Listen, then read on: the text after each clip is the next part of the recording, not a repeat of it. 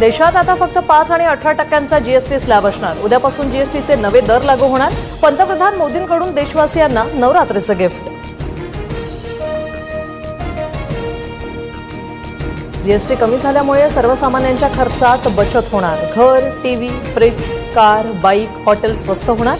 व्यापारी युवांना मोठा फायदा होईल। पंतप्रधान मोदींची घोषणा। भारतात तयार झालेल्या वस्तू वापरण्यावर भर द्या। गर्वाने बोला, आम्ही स्वदेशी वस्तू विकत घेतो। लघु सूक्ष्म कुटीर उद्योगांकडून मोठी अपेक्षा। विकसित भारतासाठी पंतप्रधान मोदींचा नवा मंत्र। जीएसटी सेकंड जनरेशन रिफॉर्म हे क्रांतिकारी पाऊल। देशांतर्गत मागणी वाढणार, अर्थव्यवस्थेला चालना मिळणार। जीएसटी दर कमी केल्याबद्दल मुख्यमंत्री फडणवीसांकडून पंतप्रधान मोदींचे आभार। जालन्यात ॲडव्होकेट गुणरत्न सदावर्ते यांच्या गाडीवर हल्ल्याचा प्रयत्न। काही तरुणांनी काळे झेंडेही दाखवले। आंदोलकांकडून एक मराठा लाख मराठाच्या घोषणा।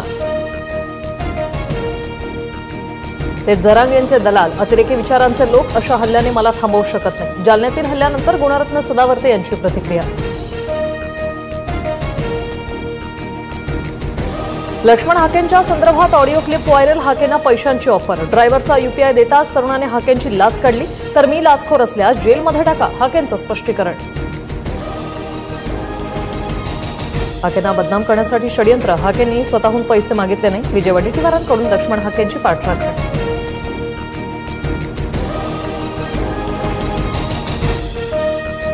काँग्रेस राहुल गांधी मराठा समाजाविरोधात गेले। राज्यात काँग्रेसचा देव्हारा करायला वेळ लागणार नाही, जरांगेंचा इशारा।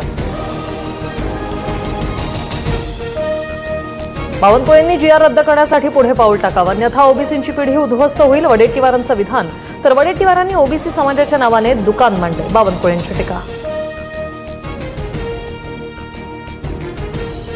एससी आरक्षणाकडे वाकड्या नजरेने पाहिल्यास डोळे काढून हातात देऊ, इंडिया पॅन्थर सेनेचे अध्यक्ष दीपक केदार यांचा लक्ष्मण हाकेंना इशारा।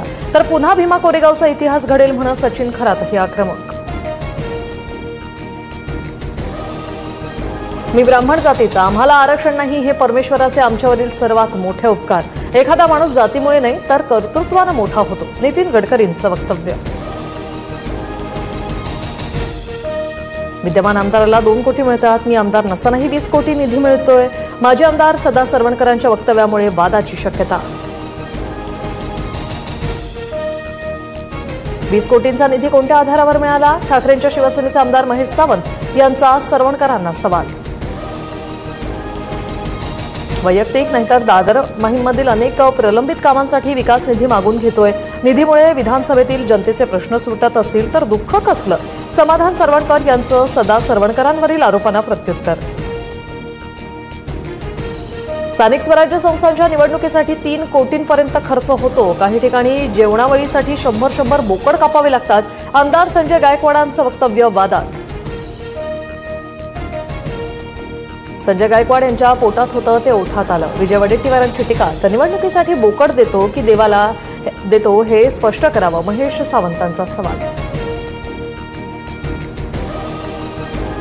निवडणुकीत मी जे उमेदवार देईल त्यांना निवडून आणा। पिंपरी चिंचवडबाबत कसा जास्त निधी मिळेल याचा प्रयत्न करेन, अजित पवारांचं पिंपरी चिंचवडकरांना आवाहन। देवीला मी तिचा भक्त वाटत असेल तर ती प्रसन्न होईल। रायगडच्या पालकमंत्रीपदासाठी देवीला साकडं घालतो, मंत्री भरत गोगावलेंचं वक्तव्य। पुण्यात उपोषणकर्त्या विद्यार्थ्यांची तब्येत बिघडली। सारथी बार्टी महाज्योती फेलोशिप मिळत नसल्यानं 6 दिवसांपासून गुडलक चौकात विद्यार्थ्यांचं उपोषण। चक्कर आल्याने विद्यार्थ्याला रुग्णालयात दाखल केलं। आशिया चषकात भारत पाकिस्तान दुसऱ्यांदा आमने-सामने। भारताचा कर्णधार सूर्यकुमार यादवने पुन्हा एकदा पाकचा कर्णधार सलमान अलीसोबत हस्तांदोलन करणं टाळलं। 19 ओव्हर नंतर पाकिस्तानच्या 5 बाद 157 धावा।